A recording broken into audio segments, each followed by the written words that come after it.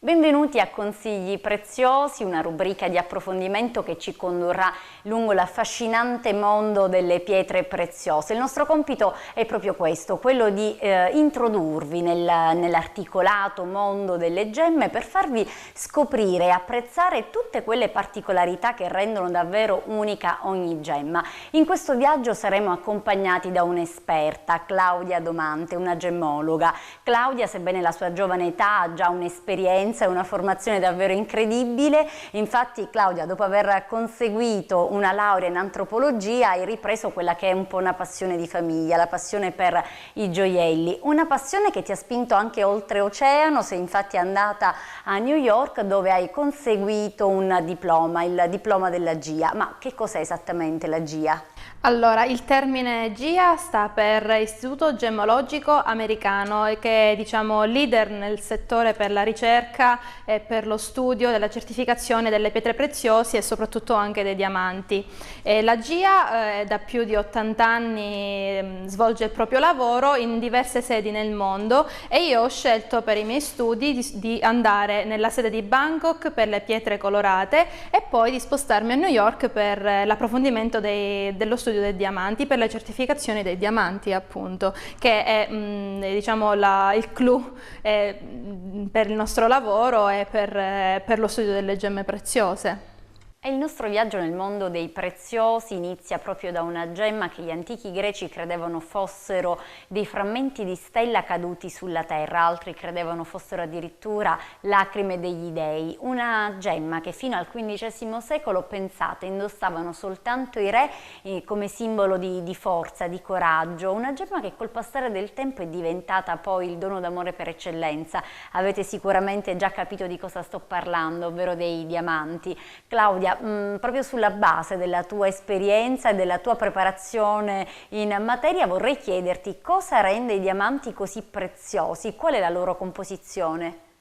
La composizione del diamante è semplicissima, diversamente da quello che uno può pensare visto la preziosità di questa gemma, ovvero è fatta semplicemente da carbonio, che diciamo è lo stesso materiale che compone la mina delle matite che noi utilizziamo per scrivere. L'unica differenza è che questo carbonio si cristallizza a pressioni, a temperature talmente alte che lo rendono il materiale più duro di tutta la Terra, il minerale naturale più duro, più difficile da tagliare tra tutti i minerali naturali e quindi di conseguenza anche il più splendente e quindi anche il più affascinante, insomma. E ci sono diverse miniere in giro per il mondo che con una fatica e uno sforzo davvero grande va alla ricerca di questi minerali che ovviamente non sempre sono buoni diciamo, per la gioielleria, ma che la maggior parte delle volte vengono utilizzati soprattutto per un uso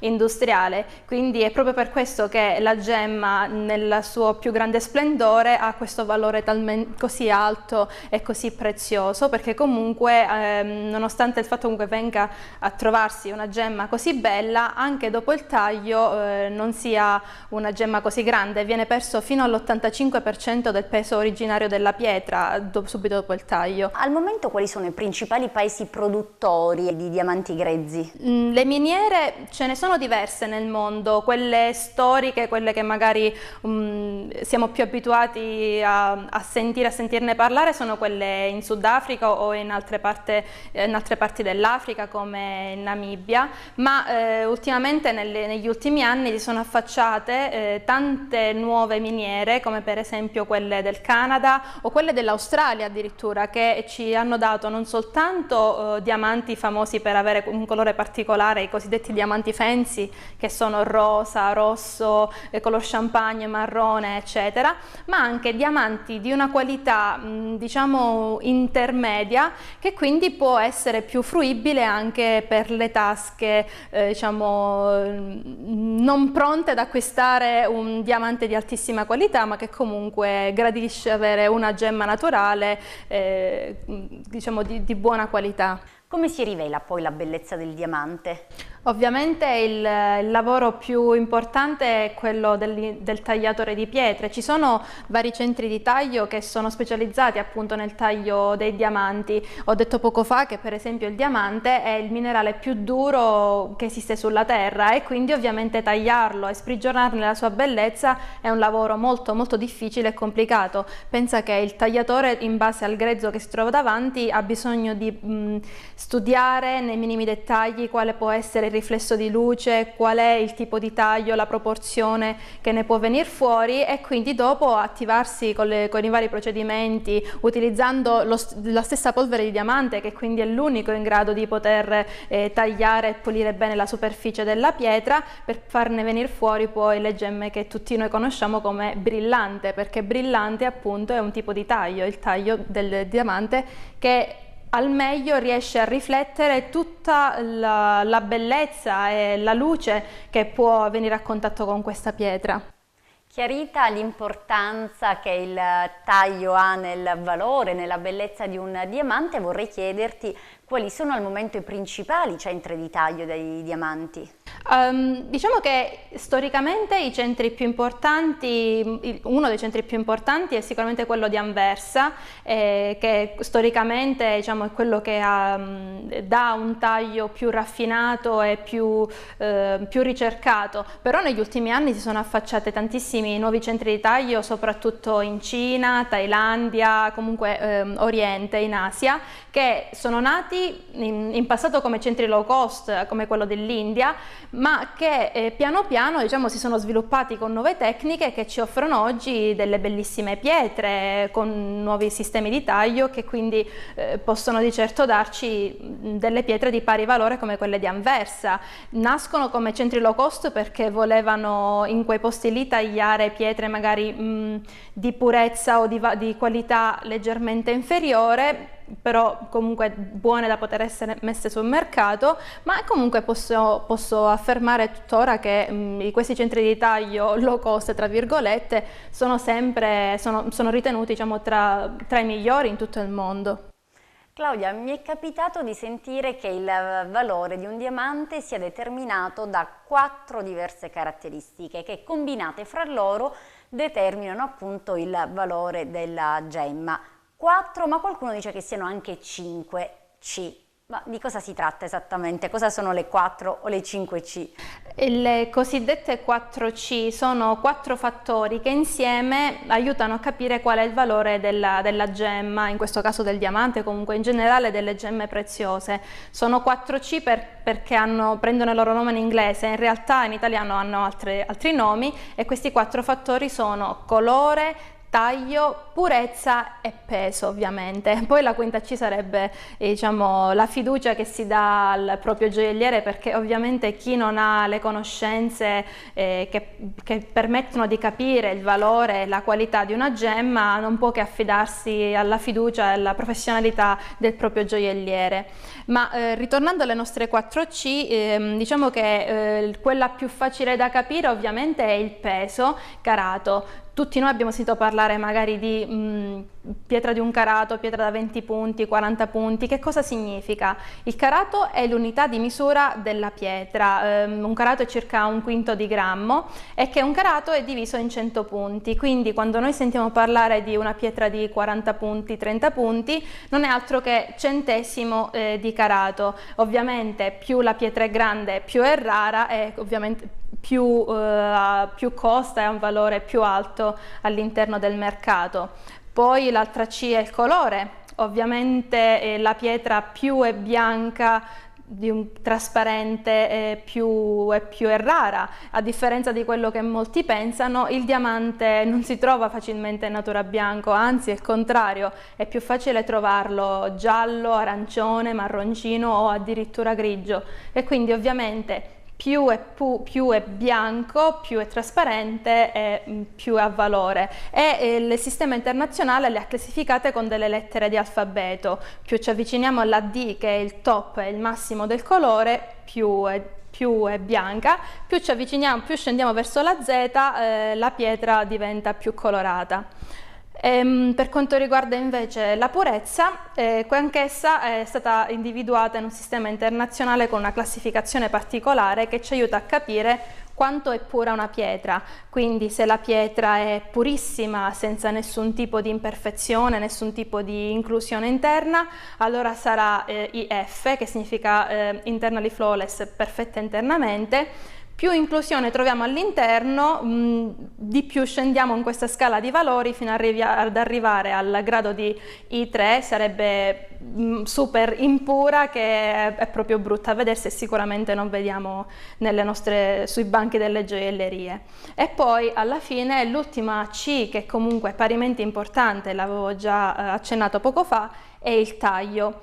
Il taglio perché non tanto il tipo di taglio, se è brillante, se è triangolare, se è a cuore o via dicendo, quanto invece in che modo il tagliatore l'ha tagliata, cioè se le vengono rispettate le proporzioni, se il riflesso di luce è ottimale oppure no, e tutto questo è sempre classificato seguendo dei parametri internazionali che poi vengono scritti su un certificato che di solito accompagna la pietra e che tra l'altro ha un numero specifico che appunto fa sempre riferimento per quella specifica pietra.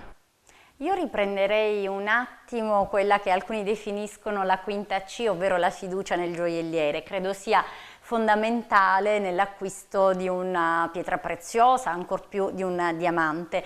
Ma Claudia, una curiosità: per essere certi che il prodotto che noi abbiamo acquistato sia di qualità, deve sempre esserci una certificazione? È importantissimo, nonostante comunque la fiducia per il gioielliere sia fondamentale nell'atto di acquisto o di vendita di un gioiello, è importante richiedere che ci sia una certificazione che dica qual è la qualità, quindi colore, purezza, eccetera, eccetera, che giustifichi quindi il valore e il prezzo che stiamo andando a pagare per quel gioiello.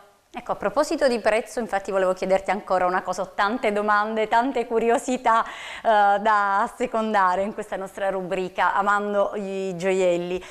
A proposito del prezzo, per essere certi che il prezzo da noi pagato per l'acquisto del nostro diamante sia il prezzo giusto, esistono dei listini di riferimento? Esistono dei listini soprattutto per quanto riguarda la vendita e l'acquisto, diciamo, all'ingrosso per i mercati internazionali, perché comunque noi dobbiamo mettere un punto su una cosa è acquistare un gioiello e pagarlo per il suo reale valore, ovvero il prezzo di quella pietra con quella qualità che fa riferimento a un listino, eccetera, eccetera. Però non dobbiamo mai dimenticare che di solito il gioiello viene presentato da certe firme che diciamo, portano avanti un disegno, un design, una collezione, e ovviamente il prezzo può sempre variare, va di solito molto oltre il reale valore dell'oggetto in sé, proprio perché fa parte di una collezione, di un'idea e diciamo si sviluppa in maniera differente. Comunque si può sempre consultare anche via internet un listino che ci fa capire il prezzo in base alla qualità di questi oggetti. E con noi abbiamo qui un esempio di certificazione. Claudia, aiutaci a leggere correttamente un certificato di qualità. Quali parametri il consumatore deve valutare, deve tener conto per attestare la buona qualità del prodotto acquistato? In questo esempio di certificazione GIA vediamo all'interno che ha due tabelle diverse.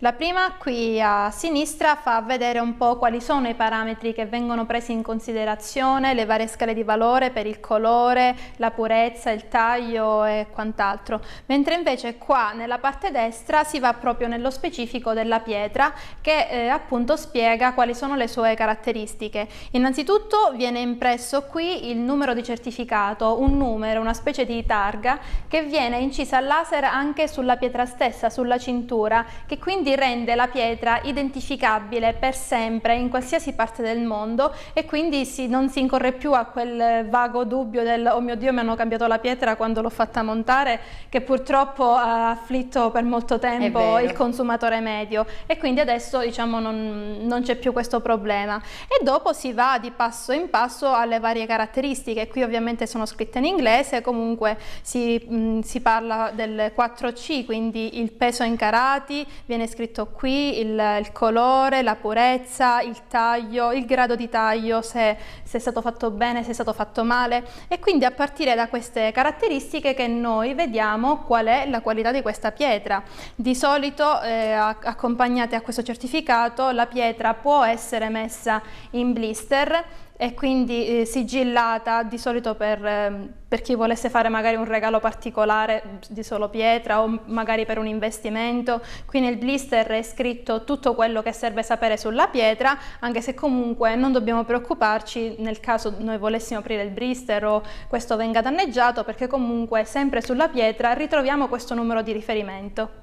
Claudia, riprendendo un po' quello che stavi dicendo relativamente proprio alla realizzazione del prodotto finito, volevo chiederti, è chiaro che dopo la fase di levigazione della pietra e di pulizia, ecco, del minerale, possiamo dire che il diamante passa poi sotto l'abile maestria di artigiani, di designer, ma è preferibile la pietra singola al prodotto finito?